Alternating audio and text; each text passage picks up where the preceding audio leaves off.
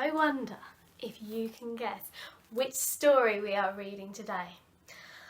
Tiger, tea party, yes, one of my favourites, the tiger who came to tea. So I thought I would dress as a tiger, especially for our story, and I've set up a little tea party. So as you can see, Cedric, he's nibbling on a biscuit here and he's got his cup of tea at the ready. Boris actually decided to sit in the cup. I told him off and said you can't sit in the teacup, but he insisted. He's got his little cookie crumbs there. Al's got his party hat on, he's got a nice green and stripy one. And Bear here with the teapot. So they've all got their biscuits. And I even made some homemade cookies for our story. Oh, yum. So what you're going to need, cup of tea. Tea is always good for a story. So get your cup of tea at the ready. And I hope you enjoy The Tiger Who Came to Tea. So on the front we have got a tiger, just like me, little girl, and she looks very happy and she's actually looking up at the tiger. On the back we have the blurb and it says the magical story of a tiger who came to tea is one of the best loved picture books of all time. This spectacular pop-up edition, because it pops up, this book, will delight readers with new and old, and it will be loved by children for many generations to come.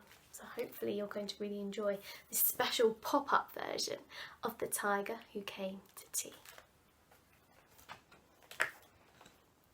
Once there was a little girl called Sophie, and she was having tea with her mummy in the kitchen.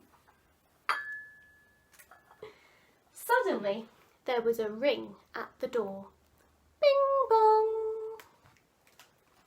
Sophie's mummy said, I wonder who that could be. It can't be the milkman because he came this morning. And it can't be the boy from the grocer because this isn't the day he comes. And it can't be Daddy because he's got his key. We'd better open the door and see. Sophie opened the door and there was a big, very stripy tiger. Do you see him pop out? The tiger said, "Excuse me, but I'm very hungry. Do you think I could have tea with you?" Sophie's mummy said, "Of course, come in." So the tiger came into the kitchen and sat down at the table. Sophie's mummy said, "Would you like a sandwich?" But the tiger didn't just take one sandwich. He took all the sandwiches on the plate and swallowed them in one big mouthful. See if you can do a big. And he still looked very hungry, so Sophie passed him the buns. But again, the tiger didn't just eat one bun. He ate all the buns on the dish, and then he ate all the biscuits and all the cake until there was nothing left to eat on the table. So Sophie's mummy said, "Would you like a drink?" What do you think the tiger said? And the tiger drank all the milk in the milk jug and all the tea in the teapot. I don't know about you, but you could fit an awful lot of tea in a teapot. Probably have to go to the toilet a lot. And then he looked around the kitchen to see what else he could find. He ate all the supper that was cooking in the saucepan and all the food in the fridge. very hungry. And all the packets and tins in the cupboard. And he drank all the milk and all the orange juice and all of Daddy's beer and all the water in the tap.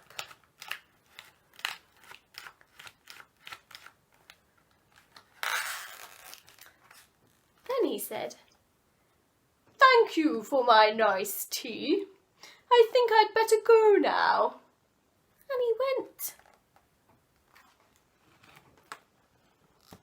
Sophie's mummy said, "I don't know what to do. I've got nothing for Daddy's supper. The tiger has eaten it all." And Sophie found that she couldn't have her bath because the tiger had drunk all the water in the tap. Just then, Sophie's daddy came home.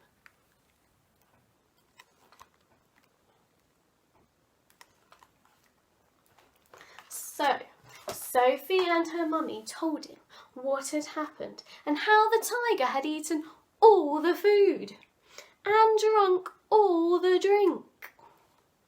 And Sophie's daddy said, "I know what we'll do. I've got a very good idea. We'll put on our coats and go to a cafe." So they went out in the dark and all the street lamps were lit and all the cars had their lights on and they walked down the road to a cafe.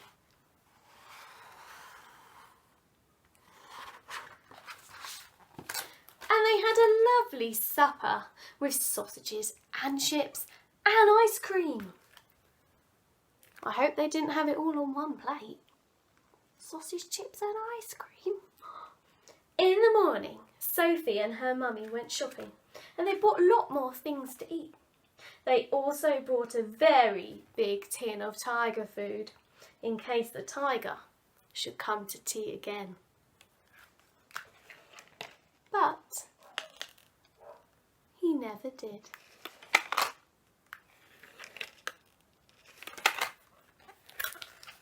And that's the end of the story of the tiger who came to tea.